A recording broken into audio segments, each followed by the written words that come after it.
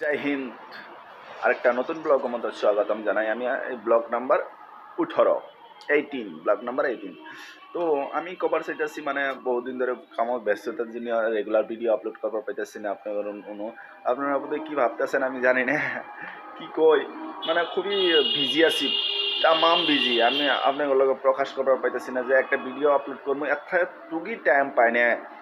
তো কথা হয়েছে আজকে আমি একটা ভিডিও মানে হ্যাঁ, নো এডিটিং, নো কাট, নো ডাইরেক্ট আপলোড, দেখা যাক কি কিরম হয় না হয়।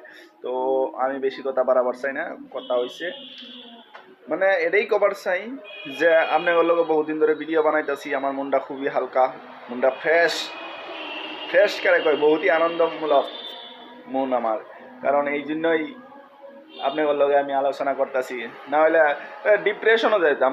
অ্যাকচুয়ালি বহুত আমি ডিপ্রেশনও গেছিলামও গা, কারণ আমার এই পকেট খালি আছিল, মানি না, মানি না থাকার পর্যন্ত আমি বহুত একটা খারাপ পরিস্থিতি আসছিলাম। তো আল্লাহ রহম ইনশাল্লাহ আনেগর দোয়া শিবাদে, আমার ভিউয়ার্সের দোয়া শিবাদে আমি বহুত ডিপ্রেশনও তো না বাড়াই পড়ছি। তো এই জন্যই আমি ভিডিওগুলো আরম্ভ করছি।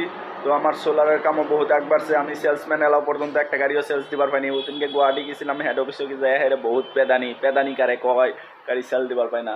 তো এই জন্য আমি আইসি সকাল সকালে আনবরুনোর রিসেপশন আর গুয়াহাটি গেছে।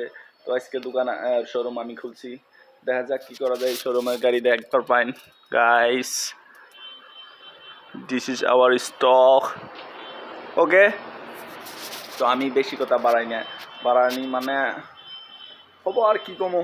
तो जय हिंद, फिर से दोबारा मिलते हैं।